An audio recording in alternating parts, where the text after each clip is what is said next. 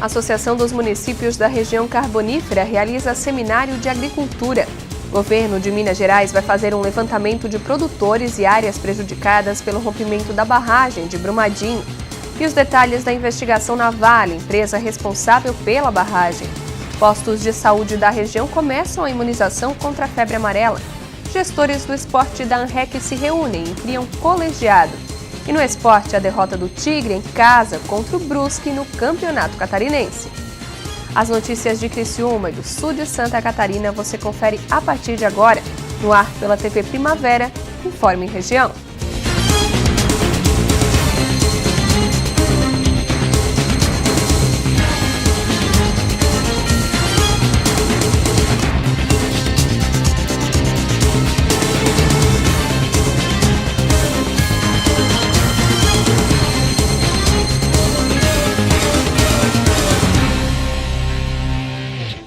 Quinta-feira, 31 de janeiro de 2019, para você que acompanha a TV Primavera, uma boa noite. Agricultores e autoridades regionais do setor agropecuário se reuniram hoje em um seminário promovido pela ANREC. Eu estive lá acompanhando o evento. Esse evento, que acontece aqui na Prefeitura de Criciúma, é mais um dos eventos organizados pela ANREC para regionalizar as situações, vários segmentos aqui da região. Eu vou conversar com o secretário executivo da ANREC, Acélio Casagrande, aqui dessa vez voltado para a agricultura, né, Acélio? Com certeza, a agricultura, fazer uma orientação e transformar os secretários municipais em multiplicadores, para que eles discutam em cada município a importância do agricultor, no segmento do agricultor, o quanto representa na economia de cada município, né, do movimento econômico e do quanto eles são importantes, né, para a cidade e para a região. E orientar, né, os agricultores que, tirando uma nota fiscal, estão contribuindo com o aumento de receita para o município e que não há desembolso de impostos quando tira uma nota fiscal. Então essa orientação, esse trabalho, fazendo uma interligação com todos os segmentos, IPAGRE, SIDASC, Secretarias da Fazenda, Secretarias da Agricultura, é fundamental essa integração. Os municípios percebem muitas dúvidas dos agricultores, até nessa parte burocrática principalmente? Muitas dúvidas, né? Com certeza, e isso a gente vai fazer agora através desses multiplicadores em cada município. Dúvidas se tirar nota paga imposto, se não tirar, como é que tira agora a nota eletrônica, se pode tirar do papel e não a eletrônica, qual é o significado, né? A Receita Federal pode orientar que há necessidade de comprovar a receita tirando nota fiscal, né? Então tudo isso vai ser esclarecido e esperamos aí ter um bom encontro. Bom, esse evento é um seminário, então ele conta com vários temas realmente, e aqui tem agricultores também para poder ouvir esses esclarecimentos. Vereadores, secretários, agricultores, prefeitos, vice-prefeitos, todos, né, nesse propósito de discutir e encontrar melhores caminhos para aqueles que tanto precisam. Aquele que passa por calor, passa no sol, na chuva, muitas vezes na dificuldade de venda por causa do mercado, enfim, tudo isso será discutido de uma forma muito clara. Bom, Acélio, para encerrar, além da agricultura, vários outros segmentos estão sendo discutidos de forma integrada. Vários, né? O esporte, também já tivemos uma reunião, uma formação de um comitê dos esportes dizendo da importância da saúde, com uma participação muito efetiva, trazendo mais serviços para a região. Cada segmento nós queremos fazer da tecnologia e informação também, porque o governo, as coisas começam a avançar ainda mais na questão de trabalhar pela informação, pela internet, e tudo isso nós vamos trabalhar também no sentido de orientar a região na integração de todos os 12 municípios e no trabalho de melhorar o movimento econômico. Tá certo, obrigada, Acélio. Está aí então Acélio Casagrande, secretário executivo da ANREC, falando sobre esse seminário de agricultura, mais um dos eventos que discute algum segmento aqui da região de forma regional, organizado pela ANREC. O governo de Minas Gerais vai fazer um levantamento sobre o número de produtores rurais e das áreas agropecuárias prejudicadas pelo rompimento da barragem da Vale, em Brumadinho. O levantamento para verificar quantos produtores foram atingidos pelo rompimento da barragem em Brumadinho já começou. Técnicos da Emater e do INMA visitam as propriedades. Esse levantamento é uma força-tarefa do Ministério da Agricultura, Pecuária e Abastecimento, visando buscar as pessoas que estão com maior necessidade para socorrer. Abastecimento de água para animais, para pessoas, medicamento, caso de cesta básica para quem perdeu a renda devido à tragédia com a barragem. Ao todo, serão 20 municípios. Aqui, no caso de Mário Campos, a contaminação do rio Paraupeba vai atingir principalmente a produção de hortaliças. O governo estadual pretende estudar a possibilidade de utilizar caminhões-pipa para amenizar as perdas da produção. De acordo com o secretário de Agricultura, a contaminação do rio Paraupeba pelos rejeitos da mineração pode afetar a economia do município. Mário Campos é um carro-chefe, né, do nosso município, na economia do nosso município, é agricultura e pecuaristas. E com isso os nossos pecuaristas também estão sofrendo, né, com o gado que necessita dessa água, né, do Paraupeba para se sobreviverem.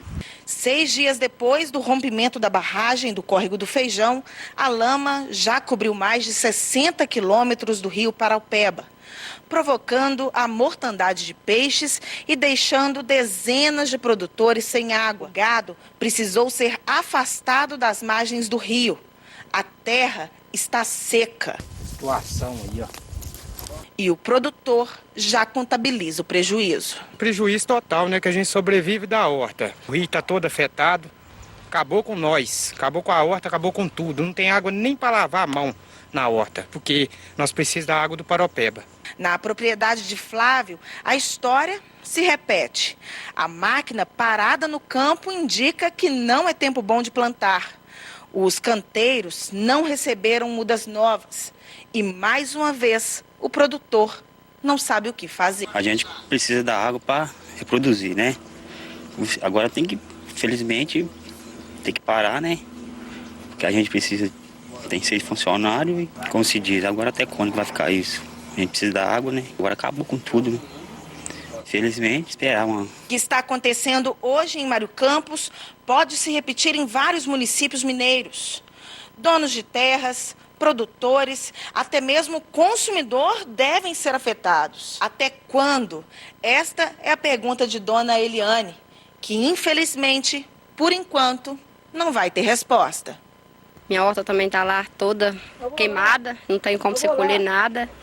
E eu pago aluguel do terreno para mim poder plantar, para sobreviver. E agora é uma pergunta que se faz, né? Quem que vai arcar com prejuízo? Eu dependo daquilo ali para sobreviver. E daqui para frente? Quanto tempo essa água vai levar para se limpar? Pode confiar na autoridade que eles vão fazer o quê? A gente vai limpar essa água aí. Quanto tempo vai durar? É 1 mês, 2 meses, 1 ano? E enquanto isso, a gente passa fome? Em São Paulo, o presidente Jair Bolsonaro recebeu alta da UTI, mas continua internado. Ainda assim, ele reassumiu a presidência da República. Um dos assuntos tratados por Bolsonaro é a situação de Brumadinho. O rompimento da barragem deve fazer a empresa Vale responder a 3 tipos de processos judiciais: administrativo, civil e criminal. Depois de ter passado a noite na UTI, unidade de terapia intensiva, o presidente Jair Bolsonaro foi transferido hoje para o quarto e segue se recuperando da cirurgia para a retirada da bolsa de colostomia e a ligação entre o intestino delgado e parte do intestino grosso. No último boletim divulgado pelo Hospital Albert Einstein, na tarde desta quarta-feira, Bolsonaro se recupera bem, não teve sangramentos e se mantém estável. A assessoria do Palácio do Planalto informou que o presidente já caminha pelo corredor do hospital, mostrando boa evolução clínica. Durante a tarde de ontem, ele sentou na cadeira e fez fisioterapia para auxiliar a respiração e os movimentos. Ele passou mais um dia com a família e em repouso. Por ordem médica, as visitas permanecem restritas. A previsão inicial dos médicos é de que o presidente fique cerca de 10 dias internado para se recuperar dessa, que é a 3ª cirurgia que Jair Bolsonaro faz no intestino. Mas, a partir das 7 horas da manhã de hoje, o presidente reassumiu as funções. despachando deste gabinete improvisado, montado numa sala de cerca de 30 metros quadrados e com estrutura para trabalhar em sigilo, com rede de internet exclusiva. O retorno à presidência da República foi confirmado por Bolsonaro pelas redes sociais, onde diz: reassumo as funções da presidência da República. Entre exercícios e fisioterapia, os trabalhos que já vinham sendo tocados pela equipe seguem com afinco. O apoio que estou recebendo será fundamental para minha total recuperação. O presidente Jair Bolsonaro não teve agenda oficial nesta quarta. Já nesta quinta-feira, ele deve receber o ministro-chefe da Casa Civil, Onyx Lorenzoni. Essa é a primeira visita de Onyx a Bolsonaro desde que o presidente foi submetido à cirurgia na segunda-feira. Bolsonaro deve receber também a visita de 3 de seus ministros: Ricardo Salles, do Meio Ambiente, Bento Albuquerque, de Minas e Energia, e Gustavo Canuto, do Desenvolvimento Regional. Eles devem levar dados e informações sobre a crise de Brumadinho. O vice-presidente, Hamilton Mourão, disse que a conversa deve ser breve. Ele trocou mensagens com Bolsonaro sobre a tragédia. O presidente não está podendo conversar, eu mandei uma mensagem para ele aí com os últimos dados a respeito de Brumadinho, e amanhã os 3 ministros que estão aí envolvidos mais com esse assunto devem ir lá a São Paulo para uma breve conversa com ele, até porque a recomendação e os pedidos da família são que visitas só após segunda-feira. De volta ao cargo de vice-presidente, Mourão afirmou que não se pode agir por impulsos ao se buscar responsáveis pelo rompimento da barragem 1 da mina do Feijão, em Brumadinho, que deixou dezenas de mortos. Segundo Mourão, é preciso cautela na apuração dos fatos. Eu acho que a gente tem que ter cautela nessa hora, né? Uma coisa é a gente agir aí pelos impulsos, né, e pela situação que está ocorrendo, com a quantidade de gente que perdeu a vida. Então a gente tem que apurar as responsabilidades, se houve realmente alguma, vou voltar aquele trio, imperícia, imprudência, negligência. Uma vez apurada a responsabilidade, a gente vê o que pode ser feito. A isso o Ministério Público vai agir, né, o próprio Ministério Público Estadual acho que tomou umas atitudes hoje, não sei se foram as mais corretas, mas foram tomadas. Assim que o desastre de Brumadinho aconteceu, integrantes do governo quiseram dar uma resposta mais dura. Mourão chegou a dizer que estava em análise do comitê de crise a mudança no comando da mineradora Vale. Porém, essa ação vai contra a política liberal adotada pelo ministro da Economia, Paulo Guedes, e poderia repercutir negativamente no mercado internacional, justamente no momento em que o governo luta para aprovar reformas como a da Previdência e atrair novos investimentos para o país, na tentativa de suprir o déficit público e aliviar o cofre da União. Já o Tribunal de Contas da União prepara uma investigação sobre a atuação da Agência Nacional de Mineração após o rompimento da barragem em Brumadinho. O objetivo é saber quais foram as providências tomadas pela ANM e quais ainda serão adotadas e se elas estão de acordo com a atuação da autarquia. Após o rompimento da barragem em Mariana, em 2016, uma auditoria do TCU apontou que a atuação do então Departamento Nacional de Produção Mineral, responsável pela fiscalização das barragens do país, foi frágil e deficiente, não conseguindo, assim, impedir a tragédia. O departamento foi extinto e suas atribuições transferidas para a Agência Nacional de Mineração. Hoje, a Agência Nacional de Energia Elétrica informou que iniciou a criação de uma força-tarefa para fiscalizar barragens de cerca de 130 hidrelétricas até maio. A ANEEL é responsável por 616 barragens no Brasil, em 437 usinas. A agência informou que de 2016 até 2018 foram vistoriadas presencialmente 122 empreendimentos e acrescentou que exigirá nesse ano uma atualização dos planos de segurança de barragens de todas as usinas que estão sob sua fiscalização, independente do nível de risco. O desastre do rompimento da barragem em Brumadinho deve colocar a empresa no alvo de 3 tipos de processos: administrativo, civil e criminal. O administrativo é o processo por violação à legislação ambiental, em especial a Lei de Crimes Ambientais de 1998. A empresa pode, por exemplo, ser multada, ter sua licença cassada. O processo civil, movido pelo Ministério Público, vai apurar perdas e danos causados pelo acidente, com o objetivo de ressarcir todos os afetados, incluindo o poder público. Por fim, os funcionários e diretores da mineradora estarão sujeitos a punições na esfera penal. Essa etapa, porém, é a que demanda um trabalho de investigação mais detalhado. Vale a chamada de responsabilidade subjetiva e precisa prova de dolo direto ou eventual. Na decisão que resultou na prisão nesta terça-feira de engenheiros e técnicos da Vale que atestaram a segurança da barragem de Brumadinho, a juíza Perla Saliba Brito alegou que os documentos apresentados demonstram a existência de indícios de autoria ou participação dos representados nas infrações penais de falsidade ideológica, crimes ambientais e homicídios, crimes estes punidos com pena de reclusão. Na tentativa de evitar impunidade em casos de tragédias como a de Brumadinho e Mariana, o ministro da Justiça e Segurança Pública, Sérgio Moro, avalia com técnicos da pasta propor ao Congresso uma lei para agravar a pena em caso de crime ambiental com morte. Moro avalia ainda enviar aos parlamentares uma proposta para alterar o Código de Processo Penal, abrindo a possibilidade de prisão preventiva sem prazo determinado em caso de crime culposo, ou seja, involuntário, seguido de morte.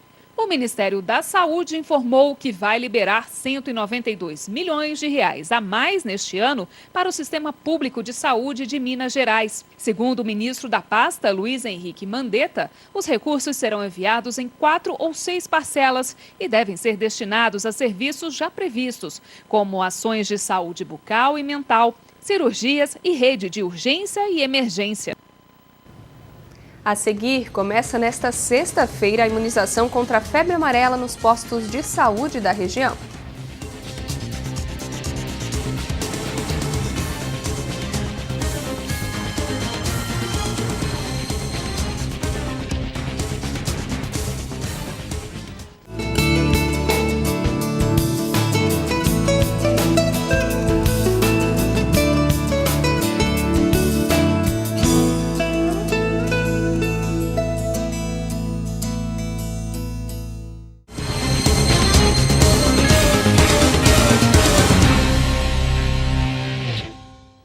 A ampliação da vacinação contra a febre amarela terá início nesta sexta-feira. Na região, as doses já estão disponíveis nos postos. A proposta de imunização definida pelo Ministério da Saúde foi dividida em 6 momentos, sendo que a região sul ficou com a última etapa, levando em consideração a posição geográfica e o risco menor de contaminação com a doença. Em Criciúma, as doses estarão disponíveis em todas as unidades básicas de saúde. A vacina, que antes era liberada apenas para quem fosse viajar para áreas de risco, agora será liberada para quem tem entre 9 meses e 59 anos. Segundo a vigilância epidemiológica, há ainda contraindicação em casos de doenças autoimunes, como lúpus, câncer, HIV, pessoas que têm reação anafilática, doenças neurológicas, gestantes e lactantes. Outra recomendação é para que pessoas acima de 60 anos, diabéticos e hipertensos que queiram se vacinar apresentem liberação médica. Já quem está dentro da faixa etária e não tem nenhuma dessas contraindicações, deve comparecer ao posto de saúde com documento de identificação e carteirinha de vacinação. A febre amarela é uma doença infecciosa viral aguda. Os primeiros sintomas são repentinos, como febre alta, mal-estar, dor de cabeça, dor muscular, náuseas e vômitos. A doença possui 2 formas de transmissão, silvestre e urbana. Na urbana, que seria o caso da região sul do estado, ela pode ser transmitida pelo Aedes aegypti, responsável também pela dengue, chikungunya e zika vírus. A pessoa apresenta os sintomas iniciais de 3 a 6 dias após ser infectada. Conforme a vigilância epidemiológica, não há nenhum caso registrado na região ou registros nos últimos meses. Mas a imunização é importante, já que a dose é única e protege por toda a vida. O esporte da região de Criciúma passa a ser discutido agora de forma integrada, com a criação de um colegiado. Confira na reportagem. O Colegiado Regional de Gestores do Esporte da ANREC nasce com o objetivo de trocar experiências, estreitar parcerias e debater o esporte regional de uma forma mais ampla. A ideia partiu do presidente da Fundação Municipal de Esportes de Criciúma. A saúde já tem o seu colegiado na ANREC, a educação tem o seu colegiado, gestores de convênio, defesa civil. E quando eu assumi a Fundação Municipal de Esportes de Criciúma em 10 de dezembro do ano passado, Eu procurei para ver se já existia um colegiado de gestores de esporte e ainda não existia. Então eu conversei com alguns professores que já tinha contato, o professor Babu de Nova Veneza, o professor Thiago Mutini lá de Uruçanga, perguntei se tinham interesse, eles tinham também. Então eu vou começar a agitar, vamos conversar com os outros também, e hoje a gente deu um passo muito importante para a gente integrar os gestores de esportes da ANREC, a gente trabalhar junto, e já vindo novas ideias para o esporte da ANREC. A iniciativa foi recebida muito bem pelos gestores do esporte da região. É um detalhe, um fator que isso já vinha sendo sondado há muito tempo, mas que nunca houve uma organização, sabe? Um fato assim fundamental para que esse colegiado fosse criado. Então, a partir do Nicolas, quando ele assumiu a Fundação Municipal de Esportes aqui de Criciúma, né? O Nicolas é um amigo que eu tenho, foi um aluno de infância, uma pessoa que eu tenho muita consideração e também sei do conhecimento que ele tem quando ele me fez esse convite, essa indagação sobre a questão da formação de um colegiado, de um conselho de esporte. Eu que sou um amante, né, um apaixonado pelo esporte, procurei trabalhar, estudar, fazer a minha formação toda no esporte e creio que vou seguir no esporte, né, até o fim da minha vida, eu aceitei de imediato e eu acredito que nós demos um grande passo hoje aqui. Com a criação desse colegiado aqui, vai beneficiar o nosso município em termos das competições, né, que a gente quer criar um calendário em conjunto com todos os municípios da ANREC. Nisso vai diminuir os custos para nós, né, principalmente para os gestores dos municípios ali, e também favorecer muito a inclusão do esporte de base. A ideia, conforme o presidente da FME, é integrar os municípios e pensar em ações em conjunto. Quando a gente trabalha junto, a gente consegue perceber alguns problemas que um enfrenta, o outro também enfrenta, soluções também que um enfrenta, o outro pode ajudar. Então, esse é o principal objetivo do colegiado de gestores de esporte da ANREC, a gente trabalhar junto, encontrar solução junto e encontrar projetos sociais. Uma das ideias que surgiu hoje, a gente trabalhar bastante essa questão social, então o colegiado vai ter essa função. Com a criação do grupo, os gestores de cada município já vislumbram um crescimento no segmento a curto prazo. Em Nova Veneza, por exemplo, onde o esporte amador tem destaque e há ainda investimentos no esporte de rendimento, a expectativa é de potencializar essas áreas. A gente está procurando, né, cada vez mais melhorar o esporte de Nova Veneza. Por isso que eu acho que a criação do colegiado ela caiu no momento certo. Porque nós, municípios de pequeno porte, né, como você falou, Criciúma é uma cidade de aproximadamente 200 mil habitantes. Nova Veneza hoje aproximadamente 15 mil habitantes. Então, até em termos de recursos, de investimentos e de material humano, se torna um pouco mais difícil. Mas eu acredito que junto com todos os nossos colegas aqui, secretários, diretores de esportes e representantes dos 12 municípios da região, que a gente também sabe que tirando o Criciúma, são todos municípios do mesmo porte de Nova Veneza, aí sim, nós vamos juntar todas as nossas forças, nós vamos criar esse colegiado e nós vamos fazer muita coisa pelo esporte na nossa região. Isso eu não tenho a menor dúvida. Pode ter certeza que nós vamos se fortalecer cada vez mais. Em Morro da Fumaça, a expectativa é pelo investimento na profissionalização, com contratação de bons profissionais e a organização de competições em conjunto. A maior necessidade hoje, lá em Morro da Fumaça lá e de outros municípios também, a respeito da contratação de profissionais para o esporte, né? Que daí a gente, em parcerias com os outros municípios ali, podemos estar olhando qual é a forma que eles contratam, e também a questão das competições, que nós temos que ter um calendário pronto já para chegar no final do ano, quando acumula todas as competições que a gente participa, não ter problema de datas e também chocar os eventos. O colegiado deve se reunir todos os meses para debater as demandas de forma regional. O caminho, segundo os gestores, é unificar as vozes. A gente tem a ideia de voltar um campeonato regional entre as seleções de cada cidade, mas principalmente a gente trabalhar junto, os 12 municípios falarem a mesma língua quando estiverem lá com o governo do estado. Quando chegar na FESPORT para o presidente Rui Godinho, a gente vai falar a mesma língua, vai estar todo mundo falando a mesma coisa e reivindicando as mesmas coisas para a ANREC. A seguir, mais esporte. Ontem teve Tigre em campo e derrota contra o Brusque no Heriberto Wilson.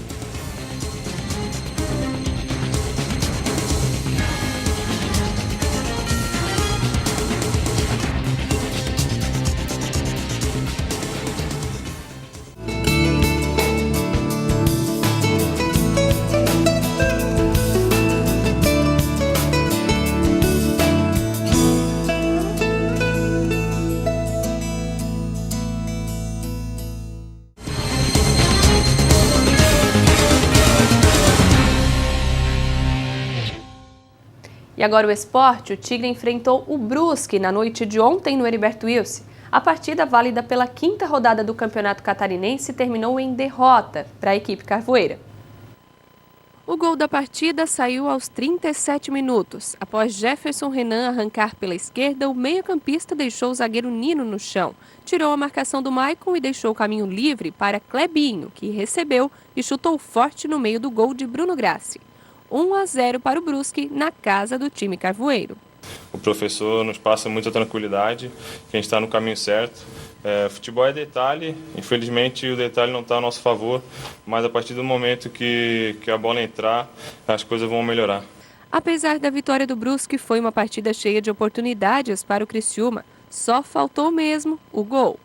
Com tantas oportunidades, com 4 bolas na trave, com um volume tão grande da nossa equipe e nenhuma bola entrou. Faltou competência ali para a gente, mas não dá para lamentar. Vamos para o próximo jogo e buscar fazer esses gols que a gente não fez. Uma das bolas na trave foi do Zé Augusto. Eu merecia ter entrado aquela bola ali, ia ser um jogo totalmente diferente. Até no segundo tempo eu tive uma oportunidade também que eu chutei, o goleiro deles fez uma grande defesa. Continuar tentando que na hora certa vai ser o gol. Das 5 rodadas do campeonato, o Criciúma acumula 2 vitórias e 3 derrotas, sendo que 2 delas foram em partidas em casa. Infelizmente aconteceu, os 3 jogos, eu acredito que em todos os jogos a gente foi superior ao adversário. O que acontece nessa situação é ter bastante conversa, porque acaba que o tempo de treinamento é curto. Hoje, por exemplo, a gente vai recuperar, amanhã já é véspera de jogo. Então é mais no diálogo, na conversa, com a experiência que o professor tem nos passado, a gente para sair dessa situação, né? De criar as chances, mas também fazer, que é o mais importante. Para o volante é cedo para falar em preocupação. Não preocupa porque o trabalho está sendo bem feito. Os jogos que a gente não conseguiu a vitória foi no detalhe. A gente fez bons jogos, então não preocupa não. É lógico que a gente procura uma sequência de vitórias para dar uma tranquilidade maior, mas não preocupa. O próximo desafio é no domingo, fora de casa, contra o Avaí. O Criciúma, todos os jogos, entra para ganhar. E vai ser mais um jogo que a gente vai competir de igual para igual e vamos em busca dos 3 pontos. É clássico e o Tigre, é claro, vai buscar a vitória. É mais um jogo bom, como a nossa estreia aqui contra o Figueirense foi um clássico também. Como eu disse, todos os jogos o Criciúma entra para ganhar, independente do adversário. Vai ser um grande jogo e espero que, se Deus quiser, a gente consiga a vitória. E logo depois do Informe Região tem Primavera Saúde. Hoje a conversa é sobre hábitos alimentares com a nutricionista Daniele Rocha. O cardápio nos dias de hoje mudou muito. Menos carboidrato, menos leite, menos industrializados. A busca por um corpo perfeito ou por mais qualidade de vida transformou os hábitos alimentares de muita gente. Mas muita coisa é seguida sem nenhuma orientação. Esses novos hábitos alimentares são tema do Primavera Saúde dessa quinta-feira, com a nutricionista Daniele Rocha. Muita informação, principalmente pela internet, que tem aumentado cada vez mais nos últimos anos, né? E eu costumo dizer que o excesso de informação mata informação. Né? Então, hoje tem muita informação e as pessoas não sabem nem o que fazer ou por onde começar e fazem por conta, né? Começam fazendo sozinhas, muitas vezes levando a sérios riscos de saúde, que é o que a gente tem visto no consultório, assim, com bastante frequência, né? E hoje existe, inclusive, muita informação, é o que eu tenho visto, assim, muita informação e pouca verdade. Né? O que é essa muita informação, pouca verdade? O que é verdade para mim? Qual é a minha verdade? Pode ser não ser a verdade para você. Né? O que o seu organismo precisa, como é que é a sua rotina, o seu dia a dia, as doenças que você tem, então o seu todo, né? Os seus hábitos alimentares, relação à questão da cultura alimentar, né? Onde a pessoa vive, a cultura também alimentar que a família tem, não só a pessoa, mas a família como um todo. Né? Então, quando a gente vai ver a alimentação do nosso paciente, do indivíduo, a gente vê o todo dele. O Primavera Saúde vai ao ar logo após o Informe Região. Você acompanha a programação da TV Primavera de Criciúma por meio dos canais 12 no analógico e 12.1 no digital, via sistema de TV aberta. Assinantes da NET TV a cabo podem acompanhar pelo canal 13 e os da GVT, canal 12. Olá, eu sou Daniele Rocha, nutricionista, e nós vamos falar sobre alimentação saudável e hábitos alimentares.